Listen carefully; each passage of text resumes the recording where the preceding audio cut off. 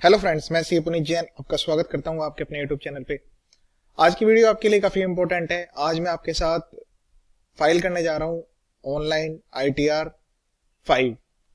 जो ITR-5 है वो हम फाइल कर पाएंगे JS1 यूटिलिटी के थ्रू, बट सेम फॉर्मेट रहेगा। एक तरह से ये जो यूटिलिटी बनाई गई है काफी अच्छी है, ऑनलाइन की तरह ही चलती है, सेम वही सारे फीचर्स दिए गए हैं। डाटा भी ऑटोमेटिकली अपलोड आता है जब हम प्रीफिल डाटा डाउनलोड करते हैं।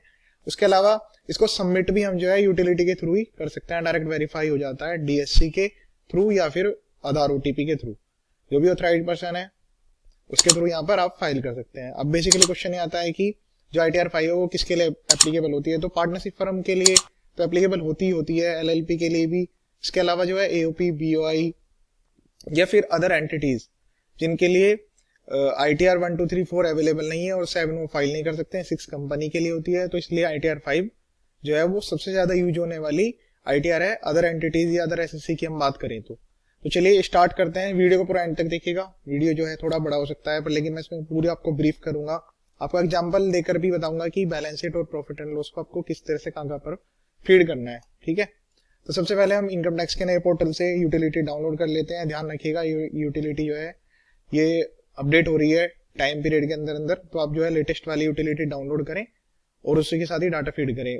कभी ये भी हो सकता है कि आपने जो है पुरानी यूटिलिटी में डाटा फीड किया, कोई फायदा नहीं हुआ। अब यहाँ पर देखिए 17 दिसंबर 2021, बिल्कुल आज ही लेटेस्ट ये जो है यूटिलिटी अपडेट हुई है और इसका वर्जन भी यहाँ पर नीचे लिखा हुआ आता है। यहाँ से हम यूटिलिटी डाउनलोड करेंगे। यूटिलिटी डाउनलोड करके जहाँ पर भी आपको सेव करनी है वहां पर सेव कर लीजिए। उसको एक्सट्रैक्ट करना है। देखिए मैंने यहाँ पर एक्सट्रैक्ट कर लिया है फाइल। ये यूटिलिटी इस तरह से जिप फाइल में डाउनलोड होगी, एक्सट्रैक्ट करना है और फिर इसको आपको ओपन कर लेना है। ठीक है, अब इसमें जो है कंटिन्यू करते हुए यहाँ पर आपको डिटेल्स एंटर करनी है। अब डिटेल्स के लिए क्या होगा, सबसे पहले जो है आपको यहाँ पर फाइल रिटर्न पर क्लिक करना है। ठीक है, अब यहाँ पर 3 ऑप्शन दिखाई यहाँ पर आपको दिख रहे होंगे। तो सबसे पहला ऑप्शन है डाउनलोड प्रीफिल डाटा। तो ये जब हम फर्स्ट टाइम अभी डाउनलोड करके फिल करने जा रहे हैं, या फिर हमने जो है पहले से डाटा जो है सेव करके रख लिया, ये तब काम करेगा। और अगर हम ऑनलाइन मोड में हमने डाटा फीड किया और फिर हम उसको यहाँ पर JSON फाइल के थ्रू अपलोड करना चाहते हैं, तो फिर ये वाली फंक्शन काम करेगी। पर लेकिन इसका जो ऑनलाइन जो लॉगिन करके फैसिलिटी है वो अवेलेबल ही नहीं है, तो इन्होंने वही ऑप्शन दिया हुआ है, शायद बाद में हटा देंगे। तो हम डाउनलोड प्रीफिल डाटा करेंगे, कंटिन्यू करेंगे, पैन असेसमेंट ईयर सेलेक्ट करेंगे। करंट असेसमेंट ईयर आएगा कि उससे पहले तो जो है वो जावा यूटिलिटी जो है हुआ करती थी। लॉगिन और पासवर्ड के थ्रू आपको जो है यहाँ पर डिटेल्स जो है वो फीड कर लेनी है, लॉगिन कर लेना है। उसके बाद यहाँ पर अदर सेलेक्ट करना है। अदर सेलेक्ट करके आप यहाँ से सेलेक्ट करेंगे। यहाँ पर आ रहा है जो प्रोविजंस जिसके अंडर में आप ITR-5 का यूज कर सकते हैं, तो वो सारे यहाँ पर आपको शो करेंगे। आप सेलेक्ट कर लीजिए इसके अंदर आपका जो है SSC किस तरह से है, किसके ऊपर आप जो है फाइल करने जा रहे हैं। मैं आपको जो यहाँ पर एग्जाम्पल लेकर जो समझाने वाला हूँ एक बैलेंस शीट के थ्रू, मैं पार्टनरशिप फर्म का ले लेता हूँ। बाकी सभी के लिए same balance sheet profit and loss account होते हैं, क्योंकि जो SSC है वो इनकम टैक्स के जो रूल्स है उनको ध्यान में रखते हुए, और जो ICDS है जो इनकम टैक्स के जो इनकम टैक्स डिस्क्लोजर्स के लिए जो मैंडेटरी रिक्वायरमेंट्स है उनको ध्यान में रखते हुए अपनी बैलेंस शीट ड्राफ्ट कर सकते हैं। उसमें कोई सी प्रॉब्लम नहीं है। कंपनी के केस में कंपनी जेट का आपको ध्यान रखना होता है। अब यहाँ पर इन्होंने ये भी दिया है कि आप जो है शेड्यूल्स जो है ऑलरेडी चाहते हैं कि वो ऑटोमेटिकली आए, या फिर जो है यहाँ पर आपको पता है कि आपके ऊपर कौन कौन से शेड्यूल्स अप्लाइड होंगे, तो आप दोनों में से कोई भी ऑप्शन जा सकते हैं। कोई प्रॉब्लम वाली बात इसमें नहीं है। इसके बाद प्रोसीड विद ITR-5 आपको करना है। Let's start. इसके बाद जो है डाटा आएगा कि आपके पास पूरा एक फॉर्म आ जाएगा जो कि हमें फीड करना है। ये देखिए इन्होंने पूरा फॉर्म दे दिया है, जैसे मैंने अपनी कुछ प्रीवियस वीडियो में बताया था जहां पर मैंने ITR 1, 2, 3, 4 के बारे में डिस्कस किया था ब्रीफली। आप मेरे चैनल पर जाकर देख सकते हैं, सारी रिटर्न्स मैंने अवेलेबल कराई है। जल्दी आपको ITR-5 तो मैं भी रिकॉर्ड कर रहा हूँ, ITR-6 और 7 भी आपको मिल जाएगी। जर्नल के अंदर बेसिक इन्फॉर्मेशन आएगी, दोनों मैंडेटरी है। बिजनेस के अंदर आप डिटेल चेक कर लीजिए, ICDS मैंडेटरी है। बैलेंस शीट, मैन्युफैक्चरिंग अकाउंट अगर आपकी एंटिटी है तो आप सेलेक्ट करिए, अदरवाइज रहने दीजिए। ट्रेडिंग P&L अकाउंट ये होती है मैंडेटरी। इसके अलावा जो है 44AB के अंदर अगर आपकी ऑडिट रिक्वायर्ड है तो उसके लिए आपको जो है अदर इन्फॉर्मेशन का शेड्यूल जो है ये भी सेलेक्ट करना मैंडेटरी है। उसके अलावा जो है स्टॉक की जो डिटेल्स है वो यहाँ पर डालनी जरूरी है। ये केवल ऑडिट के केस में दोनों के लिए अप्लाई होगी। अगर आपकी टैक्स ऑडिट की रिक्वायरमेंट नहीं आती है सेक्शन 44AB में, तो इसको सेलेक्ट करने की रिक्वायरमेंट नहीं है। इसके अलावा बिजनेस और प्रोफेशन का शेड्यूल है, बाय डिफॉल्ट ये होगा ही होगा। ये कुछ स्पेशल एंटिटी के ऊपर ही अप्लाइड होते हैं दोनों शेड्यूल्स, तो आप चेक कर लीजिएगा। AMT जो है वो अप्लाइड होगा, मैंडेटरी है, ये भी मैंडेटरी है। उसके अलावा जो है GST का शेड्यूल है वो मैंडेटरी नहीं है, तो आप इसको चाहे तो भी भर सकते हैं, अदरवाइज आप इसको छोड़ भी सकते हैं, नेक्स्ट ईयर से मैंडेटरी हो जाएगा। ठीक है, इनकम के अंदर बेसिकली किस हेड के अंदर आपकी इनकम है, तो यहाँ पर सैलरी को छोड़ के सारे हेड कवर्ड होते हैं। सैलरी तो नहीं होगी ना फिर ITR 5 के लिए, फिर तो आपको लिए दूसरी ITR अप्लाइड होगी। तो हाउस प्रॉपर्टी, कैपिटल गेन, और उसके अलावा बिजनेस या प्रोफेशन हो गया, और अदर सोर्सेज की इनकम। तो आप सेलेक्ट कर लीजिए इसमें आपका ऊपर कौन कौन से एप्लीकेबल है, अदरवाइज इसको आप डिसेलेक्ट कर सकते हैं कि हमारे ऊपर अप्लाइड नहीं है, तो ये शेड्यूल्स ओपन ही नहीं होंगे। अदर सोर्सेज में कुछ आपकी इंटरेस्ट, डिविडेंड या किस तरह की इनकम है तो आप इसको लीजिए, अदरवाइज इसको छोड़ दीजिए। ये मैंडेटरी शेड्यूल है। और इसके अलावा जो है जो अगर आप किसी, ये जो आपकी फर्म है किसी दूसरी अदर फर्म में पार्टनरशिप रखती है, तो यहाँ पर आपको इसकी एंट्री करनी जरूरी है। तो ये भी चीज आप ध्यान रखिएगा कि अगर एप्लीकेबल है तो आप इसको सेलेक्ट करिए। उसके अलावा जो है pass through income, business trust, ये भी स्पेशल एंटिटी के ऊपर अप्लाइड होता है, इसको भी अनसेलेक्ट आप कर सकते हो, कोई दिक्कत वाली बात नहीं है। तो हमारे केस में जो है हम केवल बिजनेस और प्रोफेशन की डिटेल्स यहाँ पर डिस्कस करेंगे, क्योंकि कैपिटल गेन की इनकम कैसे एंटर करनी है, अदर सोर्सेज किस तरह से एंटर करना है, उस प्रॉपर्टी इनकम कैसे दिखाना है, वो ऑलरेडी मैंने जो है अपने चैनल पर बताए हुए हैं, आप जाकर चेक कर सकते हैं। डेप्रिसिएशन का शेड्यूल, अगर आपकी बैलेंस शीट में आपके पास एसेट्स हैं, आप उस पर डेप्रिसिएशन क्लेम कर रहे हैं, तो ये मैंडेटरी है, ध्यान रखिएगा। ये जो है फाइल करना मैंडेटरी है। अगर आप इसको फाइल नहीं करेंगे, ध्यान से सुनिएगा, अगर आप इसको फाइल नहीं करेंगे तो आपका जो है एज पर इनकम टैक्स जो आपको डेप्रिसिएशन अलाउड होता है वो अलाउड नहीं होगा, और वो आपकी इनकम में एड बैक हो जाएगा, चाहे आप इसको P&L के शेड्यूल में भी फीड कर रहे हो तब भी। ठीक है, डिडक्शन है, डिडक्शन केवल स्पेशल SSC को मिलती है, फिर भी आप जो है देख लीजिए TG डोनेशन के रिगार्डिंग, या फिर 10AA के अंदर अपने डिडक्शन क्लेम करनी है, ये स्पेसिफाइड एंटिटीज के लिए होती हैं, तो हमें इसको अनसेलेक्ट कर देते हैं, हमारे ऊपर ये अप्लाइड नहीं है। तो जनरली ये शेड्यूल्स होते हैं, काम कुछ चीजें ऐसी होती हैं जो कि हमारे काम की नहीं है, तो हम इसको अनसेलेक्ट कर सकते हैं, कोई दिक्कत वाली बात इसमें नहीं है। ठीक है, टैक्स कंप्यूटेशन, ये तो सारे मैंडेटरी हैं, ये तो ऑटोमेटिकली आएंगे, टैक्स कंप्यूटेशन के बिना तो आप जो है प्रोसीड ही नहीं कर पाओगे, चीज ध्यान रखना। अदर्स में जो है कैरी फॉरवर्ड ऑफ लॉसेस का जो है वो मैंडेटरी है, ये तीनों जो शेड्यूल्स है मैंडेटरी है। कोई एग्जाम्प्ट इनकम अगर आपकी है तो आप इसको टिक कीजिए, अदरवाइज रहने दीजिए। इसके अलावा आउटसाइड इंडिया से जो इनकम आती है, फिर जो टैक्स रिलीफ आप कवर कर रहे हो, डबल DTA के केस में, DTAA के केस में, ये फॉरेन के केस में अप्लाइड होंगी, तो आप चेक कर लीजिए कि फॉरेन से रिलेटेड कोई इनकम है, उस पर आपने टैक्स रिलीफ क्लेम किया है, आपकी कोई एसेट्स है या इनकम जो है, इन तीनों शेड्यूल्स में आपको एंटर करनी है। ठीक है, चलिए स्टार्ट करते हैं। जनरल प्रोविजन के साथ आप जो है इसको कंटिन्यू करेंगे, जो बेसिक डिटेल्स हैं वो टिक कर दिए, जो मैंडेटरी शेड्यूल्स हैं उनको आप हटा नहीं सकते हैं। ठीक है, उसके बाद जो है हमने कंटिन्यू करते जाना है, और फिर आपका जो फॉर्म यहाँ पर ओपन हो जाएगा पूरा का पूरा। ठीक है, ये पूरा फॉर्म आपका ओपन हो गया है। अभी इसमें क्या है, यूटिलिटी में थोड़ा टाइम लग रहा है, तो आप ध्यान रखिएगा आपका जो नेट कनेक्शन हो वो स्ट्रोंग हो। ये जो यूटिलिटी है ये लाइव चलती है, लाइव डाटा इसमें अपडेट होता है, पर ऐसा नहीं है कि इंटरनेट जो है इंटरनेट के बिना ये रन नहीं करती है। इंटरनेट जो है यूटिलिटी ऑनलाइन रहेगी तो डाटा में आपको हेल्प होगी, कुछ अगर मिस्टेक कर रहे होंगे तो वो भी ऑटोमेटिकली यहाँ पर आपको रिफ्लेक्ट करेगा। पर्सनल इन्फॉर्मेशन है, ये तो आप अपने अकॉर्डिंग फाइल कर लेंगे, कॉन्टैक्ट डिटेल्स ये भी आप अपडेट कर लेंगे। इसमें आप चेक कर लीजिए कि आपकी जो है फर्म है, लोकल अथॉरिटी, OPBOI या आर्टिफिशियल जुडिशियल पर्सन है, इनमें से कौन सी आपकी एंटिटी है। मैंने फर्म सेलेक्ट किया है, इसमें ये बताया कि पार्टनरशिप फर्म है या LLP है, तो दोनों में से जो भी आपके ऊपर अप्लाइड होता है वो आप यहाँ पर ले सकते हैं। ठीक है, अब इसके बाद जो है फाइलिंग स्टेटस, ये इंपॉर्टेंट पॉइंट है कि हम जो है किस तरह से फाइल करना चाह रहे हैं। हमारी जो रिटर्न है वो एक्चुअल ओरिजिनल रिटर्न है, या फिर हम रिवाइज रिटर्न का फाइल करना चाहते हैं, बिलेटेड रिटर्न है, अलग अलग प्रोविजंस दिए गए, आप अपने अकॉर्डिंग देख लीजिए आप किस में कवर्ड हो रहे हैं, उसके हिसाब से जो है आप इसको फाइल करेंगे। ठीक है, तो मैं अगर मेरी फर्स्ट टाइम रिटर्न में फाइल कर रहा हूँ नॉट बिफोर डेट, तो मैं इसमें ये चीज सेलेक्ट करूंगा। जब रिवाइज या अदर ऑप्शन लेंगे तो यहाँ पर ओरिजिनल की डेट आपको देनी होगी। ठीक है, ये चीज आप चेक कर लीजिएगा, आपके ऊपर अप्लाइड होती है तो इसकी अदरवाइज नो कर दीजिए इनको। ये सारी चीजें जो है जनरली अप्लाइड नहीं होती, फिर भी अगर आपके पास लाइसेंस है, आपने रजिस्ट्रेशन कराया हुआ है, तो आप इसको अपने अकॉर्डिंग सेलेक्ट कर लीजिए। क्या ये फर्म जो है किसी दूसरी फर्म में पार्टनर है तो नो, या फिर हो सकता है कि ये पार्टनर भी हो, तो ये डिटेल जो है आप अपने अकॉर्डिंग चेक करेंगे। तो आपके पास कोई अनलिस्टेड इक्विटी शेयर है इस फर्म के नाम पे, इस एंटिटी के नाम पे, तो आपको यस करना है, अदरवाइज आप इसको नो करेंगे। यस करेंगे तो आपको पूरी डिटेल देनी होगी। ऑडिट इन्फॉर्मेशन है, अगर आपके बुक्स ऑफ अकाउंट ऑडिट होना मैंडेटरी है तो आप इसको यस करेंगे, फिर टैक्स ऑडिट की लिमिट बताएंगे कि किस प्रोविजन के अंदर में आपको टैक्स ऑडिट हो रही है। ये चीज ध्यान रखिएगा, अगर आप प्रेजेंटिव इनकम या फिर जो सेक्शन होते हैं 44 AD, ADA, AE, ये स्पेशल प्रोविजन के सेक्शन होते हैं, अगर आप इसमें कवर्ड हो रहे हैं तो आप इसको यस करें, अदरवाइज इसको नो रहने दें। ठीक है, फिर ये टर्नओवर पूछता है कि आपकी जो है 1 करोड़ से कम है या 1 करोड़ से ज्यादा है या फिर 10 करोड़ से एक्सीड्स नहीं है, फिर इसके अकॉर्डिंग आपको जो है यस और नो सेलेक्ट करना है। ठीक है, प्रोविजन जो है ऑडिट के अगर आपके ऊपर अप्लाइड होंगे तभी आप यस करेंगे, अदरवाइज नो। सेक्शन 9 जो है स्पेशल प्रोविजन है, इसमें आप चेक कर लीजिए, अगर आपके ऊपर अप्लाइड होते हैं तो यस करिए, अदरवाइज नो करिए। यस करेंगे तो आपको इनकी डिटेल्स एंटर करनी होगी, यहाँ पर बैंक की डिटेल देनी है। ठीक है, उसके अलावा जो है पार्ट ए में स्टेटस अभी मैंडेटरी है तो मैं इसको फिल कर देता हूँ। इसलिए अब हम अपने जो है मेन शेड्यूल्स पर आते हैं। जनरल इन्फॉर्मेशन, ये आपको देना होगा कि आपकी जो एंटिटी है वो उसमें कोई पार्टनर्स में कुछ चेंज हुआ है या फिर एओपीबीआई के जो मेंबर्स हैं उनमें कोई चेंज हुआ है तो यस और नो अपने अकॉर्डिंग आप यहाँ पर सेलेक्ट करेंगे। ठीक है, यहाँ पर जो है आपको जो है डिटेल्स ऐड करनी होगी, जो भी पर्सन्स है आपके मेंबर्स पार्टनर्स उन सभी के यहाँ पर डिटेल्स आपको एंटर करनी है, उनके नाम एड्रेस पैन नंबर, ये सारी चीजें आपको एंटर करनी है। ध्यान दीजिएगा, एक जिसके थ्रू जो आपके ऑथराइज पर्सन है जिसके थ्रू आप ये रिटर्न वेरीफाई करेंगे उनका यहाँ पर डालना मैंडेटरी है, तो उनका तो एंटर करना रहेगा। अदरवाइज बाकी को आप जो है स्किप भी कर सकते हो, कोई ऐसी मैंडेटरी रिक्वायरमेंट नहीं है।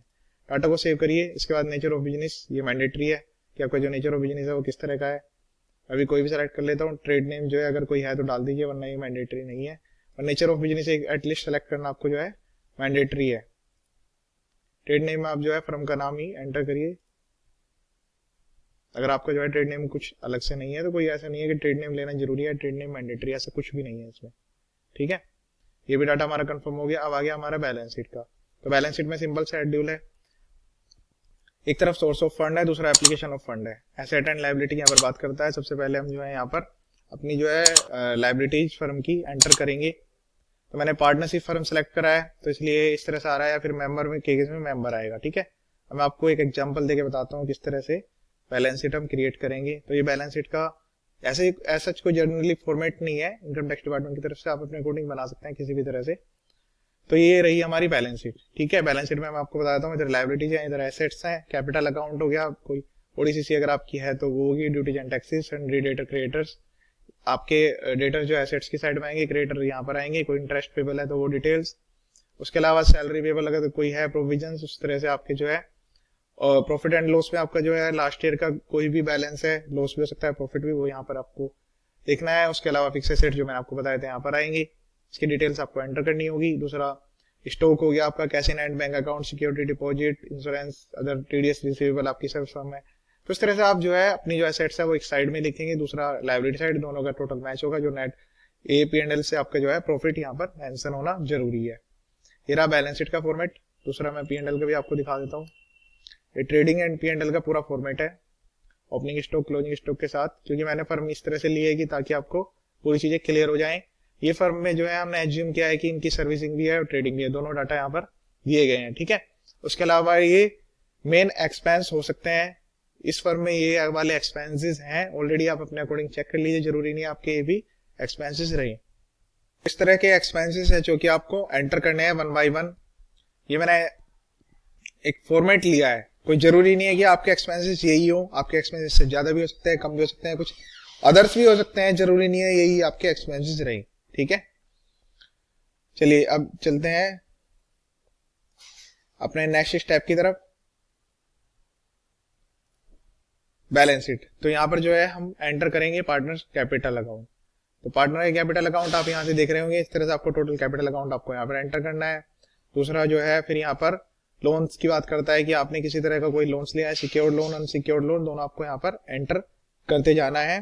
बैंक से लिया है तो बैंक से, किसी अदर से लिए तो अदर से। ठीक है, इसके बाद जो है डाटा आपको सेव करते रहना है। अगर आप डाटा सेव नहीं करेंगे, डाटा सेव नहीं करने के केस में क्या होगा कि डाटा जो है आपका करप्ट भी हो सकता है, यूटिलिटी जो है हैंग हो जाएगी तो फिर बंद हो जाएगी। अगर यूटिलिटी बंद हो जाएगी तो फिर दोबारा से आपको सारी डिटेल्स एंटर करनी होगी, क्योंकि यूटिलिटी में भी जो है हैंगिंग प्रॉब्लम चल रही है इसमें।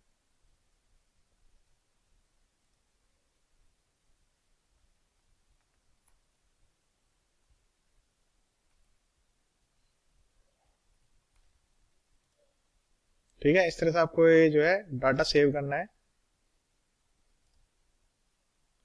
अब हम यहाँ पर बात करते हैं एप्लीकेशन ऑफ फंड्स की। एप्लीकेशन ऑफ फंड्स में जो है सबसे पहले फिक्स एसेट्स आपको एंटर करने हैं, उस पर जो डेप्रिसिएशन है वो आपको एंटर करना है। यहाँ पर जो फिगर्स दी गई है वो डेप्रिसिएशन नेट करके दी गई है, तो आप अपने अकॉर्डिंग चेक कर लीजिएगा कि आपके जो है डेप्रिसिएशन की कितनी वैल्यू है। मैं भी इसको इसी तरह से एंटर कर ले रहा हूँ। ठीक है। फिर इसके बाद जो है आपको इन्वेस्टमेंट अगर कोई आपकी है तो यहाँ पर एंटर करनी है। जैसे हमारे केस में कोई इन्वेस्टमेंट मैंने एग्जांपल में नहीं लिया है।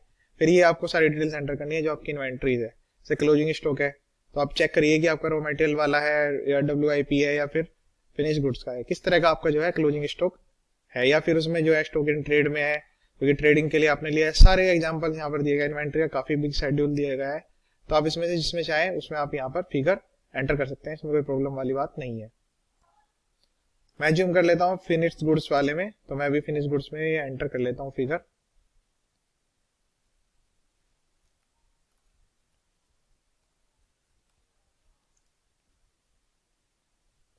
ठीक है। उसके अलावा जो सन्डे डेटर्स यहाँ पर आपको लेने हैं 1 साल या उससे ज्यादा के हैं तो यहाँ पर, अदरवाइज यहाँ पर।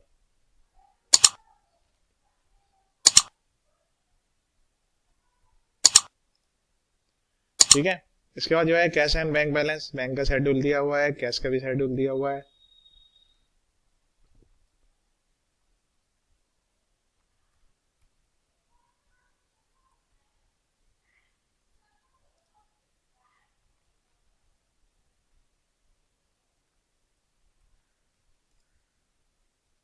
ठीक है। इसके अलावा सिक्योरिटी डिपॉजिट अदर एसेट्स में आएंगी, ये सारी डिटेल्स यहाँ पर दी है। अदर करंट एसेट्स में आप इनको डाल सकते हैं टोटल करके, इसमें कोई प्रॉब्लम वाली बात नहीं है।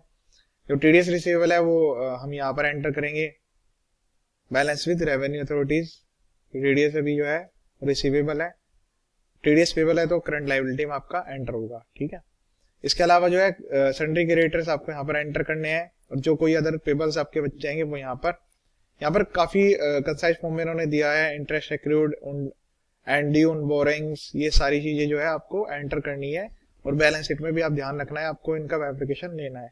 यहाँ इस केस में जो है अवेलेबल नहीं है क्योंकि इंटरेस्ट जो है पेबल केवल 1 ही महीने का है, तो हम इसको यहाँ पर डालेंगे, यहाँ पर एंटर करेंगे। ठीक है। इस तरह से आपको ये शेड्यूल कंप्लीट कर लेना है, डाटा को सेव करते जाना है, दोनों चीजें आपकी मैच होनी जरूरी है। मैं आपको लेकर चलता हूँ अब P&L पे, क्योंकि यहाँ पर अगर आपका डाटा मैच नहीं होगा तो ये एरर आपको देगा। तो मैं क्या काम करता हूँ, बैलेंसिंग फिगर पूरी की पूरी एक ही हेड में डाल देता हूँ ताकि जो है हम नेक्स्ट अपने P&L की तरफ जा सके। हमारे केस में जो है वो मैन्युफैक्चरिंग एंटिटी नहीं है, हमने उसको अनसेलेक्ट कर दिया था, तो हम ट्रेडिंग में फिगर एंटर करेंगे। ट्रेडिंग यहाँ पर लिखा हुआ है, ट्रेडिंग मीन्स यहाँ पर सर्विसेज और सेल ऑफ गुड्स दोनों की फिगर्स यहाँ पर एंटर होगी, दोनों की फिगर्स आपके पास अवेलेबल होना जरूरी है। ठीक है। इसके अलावा जो डायरेक्ट एक्सपेंस अगर आपकी फर्म में कोई है तो वो भी आप यहाँ पर एंटर करिएगा, वो काफी बेटर रहेगा, क्योंकि जितनी डिटेल्स में आप एंटर करेंगे उतनी जल्दी आपकी रिटर्न प्रोसेस होगी और वो सही तरीके से प्रोसेस होगी। आपने डाटा जो है वो कंसाइज फॉर्म में प्रॉपर देना है। सर्विसेज की आपको अलग निकालनी है और ट्रेडिंग की अलग निकालनी है। इसके अलावा जो सेल आपने जो परचेज किया है आइटम वो आपको अलग से एंटर करना है। तो यहाँ पर sale of goods, sale of services, इसके अलावा कोई अदर इनकम आपकी है तो यहाँ पर ऐड करके आप अदर नेचर की इनकम को भी यहाँ पर ले सकते हैं। अगर आप प्रोफेशनल है, प्रोफेशनल इनकम आपको दिखानी है तो फिर प्रोफेशनल के लिए आपको यहाँ पर शो करना जरूरी है। प्रोफेशनल केस में जो है आपको यहाँ पर फिगर्स एंटर करनी होगी। ये बिजनेस के केस में है, प्रोफेशनल केस में है। ठीक है। इसके अलावा कोई ड्यूटीज एंड टैक्सेस है, वो सारी चीजें आपको यहाँ पर लेनी है जो कि एड बैक होती है, फिर दोबारा से हम इसको लेस करते हैं। ठीक है।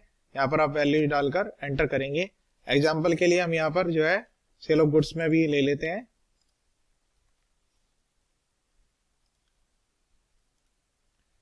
फिगर्स का मैच होना काफी जरूरी है। ठीक है। इसके बाद यहाँ पर ओपनिंग क्लोजिंग स्टॉक का आपका जो है यहाँ पर जो है ओपनिंग क्लोजिंग आपको एंटर करना होगा। ओपनिंग स्टॉक यहाँ पर आएगा जो आपने परचेज किया है, उसमें से ड्यूटीज एंड टैक्सेस को नेट करते हुए लेना है यहाँ पर, और उसके अलावा जो है क्लोजिंग स्टॉक यहाँ पर एंटर करना है। ये फिगर्स इसके लिए दी गई है। डायरेक्ट एक्सपेंस जो आपके हैं वो यहाँ पर आप एंटर कर दीजिए, एडिट करके details, carries, power and fuel और अदर्स का भी ऑप्शन दिया गया है। यहाँ पर काफी अच्छी बिग डिटेल्स यहाँ पर इन्होंने दी है। ड्यूटीज एंड टैक्सेस जो भी आपने पे किए हैं, ड्यूटीज एंड टैक्सेस पेड और पेबल, वो सब यहाँ पर आपको एंटर करना है। उसके बाद कंफर्म कर देना है। नेक्स्ट में हमारा जो आएगा वो P&L का पूरा शेड्यूल आएगा।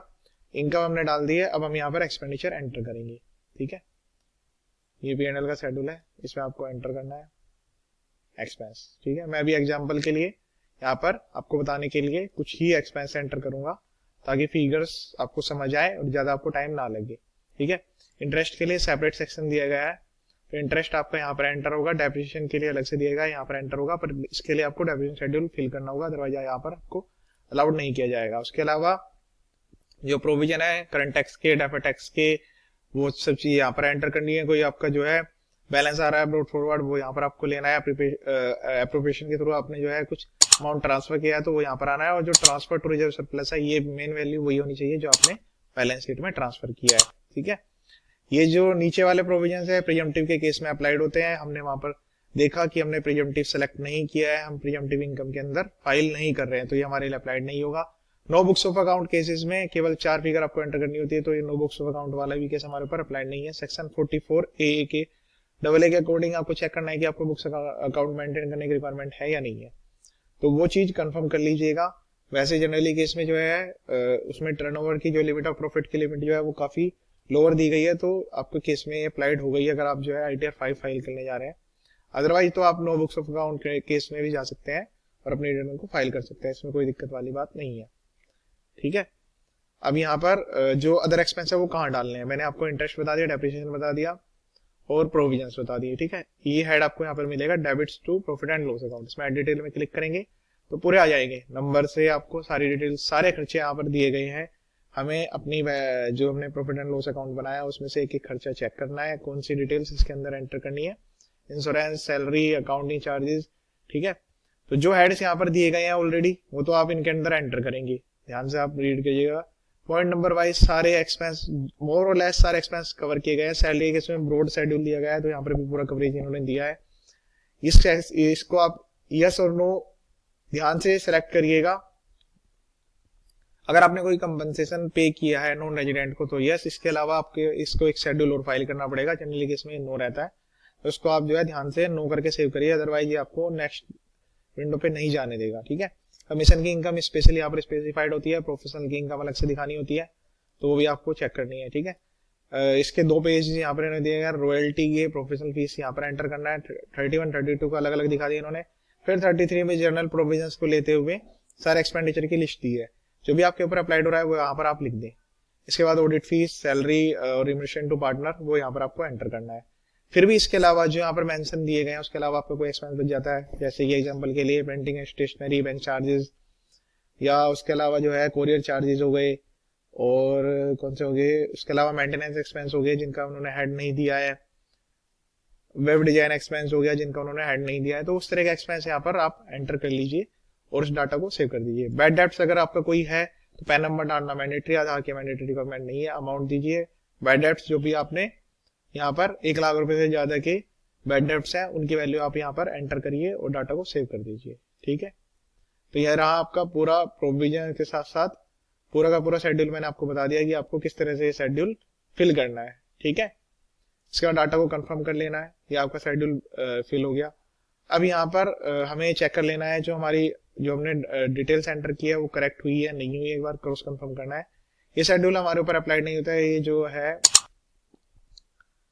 Schedule income from business and profession, ये शेड्यूल जो है वो स्पेकुलेटिव बिजनेस के लिए अप्लाइड होता है। स्पेशल प्रोविजन जैसा कि मैंने आपको बताया था, अगर आपका कोई है स्पेकुलेटिव बिजनेस या कोई स्पेसिफाइड बिजनेस तभी यहाँ पर ये चीजें आपको एंटर करनी है एडिट करते हुए। ठीक है, तो हम यहाँ पर अभी एज्यूम कर रहे हैं कि हमारा किसी भी तरह से उस तरह का बिजनेस नहीं है, वो चीजें आपको यहाँ पर लेनी है। उसके अलावा जो है यहाँ पर प्रीएम्प्टिव इनकम के लिए और अदर एक्टिविटीज के लिए जो प्रॉफिट, ये सब चीजें जब एक्सपेक्टेड होती हैं, जब यहाँ पर आपके ऊपर अप्लाइड होगी, जब 44AB आप प्रोविजन में जा रहे हो और वहां पे आपका कोई ऐसा एक्सपेंस है जो कि आपने क्लेम किया हुआ है और वो डिसअलाउड होता है, या फिर कोई ऐसी इनकम है जो कि आपने ली हुई है पर वो आपकी इनकम नहीं मानी जाएगी, तब उस केस में आपको ये शेड्यूल फिल करना होगा, अदरवाइज जो है आपको एंटर नहीं करना। ये डेप्रिसिएशन जो अलाउड आएगा ये ऑटोमेटिकली आएगा जब हम शेड्यूल फिल करेंगे। ठीक है, तो ये मैंने कंटिन्यू कर दिया क्योंकि मेरे केस में अप्लाइड नहीं हो रहा है,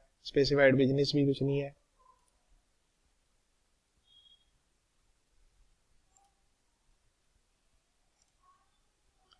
ठीक है, इसके अलावा जो है P&L हो गया आपका, यहाँ पर ये 44AB के केस में अप्लाइड होगा, ये भी 44AB के केस में अप्लाइड होगा।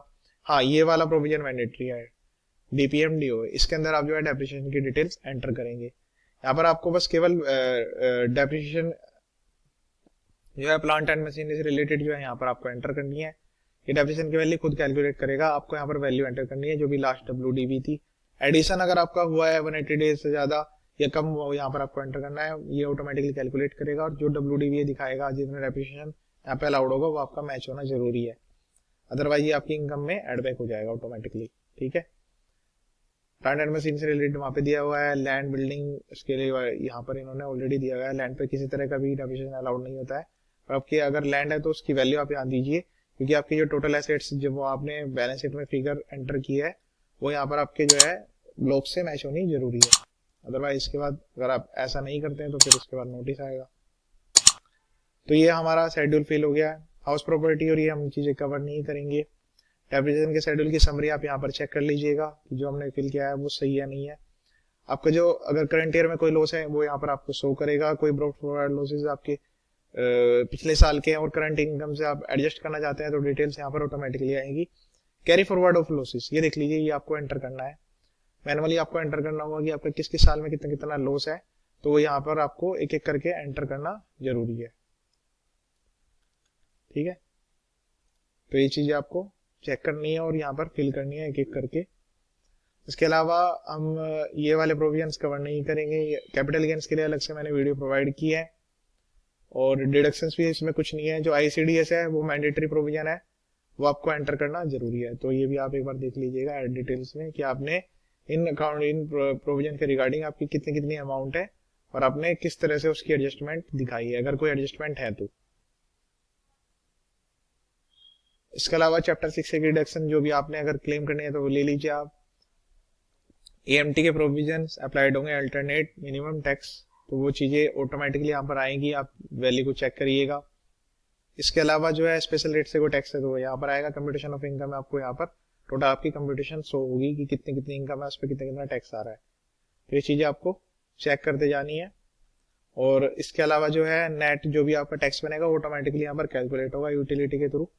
तो यहाँ पर आपको कंप्यूटेशन भी दिख जाएगी एंड टू एंड ही कि आपकी जो टैक्स है वो किस तरह से कैलकुलेट हो रहा है। देखिए यहाँ पर ऑटोमेटिकली कैलकुलेट भी कर दिया, उस पर इंटरेस्ट सब लगा के दिखा दिया। 30% से फ्लैट टैक्स लगता है पार्टनरशिप के केस में, तो उसमें इंटरेस्ट जोड़ने के बाद ये आ गया। यहाँ पर दो चीजें आएगी, पे लेटर और पे नाउ। तो पे लेटर करेंगे तो आप इसको बाद में भी पे कर सकते हैं, अभी पे करना चाहते हैं तो अभी पे करके, बिना पे करे अगर आप करते हैं तो आपकी रिटर्न प्रोसेस हो जाएगी, फिर उसके बाद डिमांड निकलेगी तो उसमें आपको इंटरेस्ट के साथ साथ पेनल्टी भी लग सकती है। तो चीज ध्यान रखते हुए आपको करना है। ठीक है, उसके बाद नेक्स्ट जब आप ये डिटेल्स एंटर कर देंगे तो उसके बाद जो है नेक्स्ट डिटेल्स की इंफॉर्मेशन आएगी। कोई TDS TCS आपका अगर कटा हुआ है, आपने पहले से advance tax self assessment tax पे करा हुआ है तो वो यहाँ पर आ जाएगा। इस केस में ऐसा कुछ नहीं है, अदरवाइज ये ऑटो फिल्ड फिगर्स आती है सारी की सारी, और जो नेट पेबल आएगा वो भी उनको लेस करते हुए आएगा। ठीक है, अब यहाँ पर नेट लायबिलिटी के बाद जो है सारी फिगर्स आप कंफर्म कर देंगे। यहाँ पर हम पे लेटर करते हैं इसको। अब यहाँ पर हमारे से कह रहा है कि जी आप पे कर दीजिए, अदरवाइज जो है SSN डिफॉल्ट होंगे, सारी चीजें आएंगी। फिर हमें प्रीव्यू पे क्लिक करना है। जो हमारी यहाँ पर मिस्टेक्स रह गई हैं वो सारी चीजें यहाँ पर बताएगा जब आप इसको वैलिडेट करेंगे। अभी रिटर्न प्रोसीड टू वेरीफाई में कहीं सबमिट नहीं हो रही है, यहाँ पर ध्यान दीजिएगा।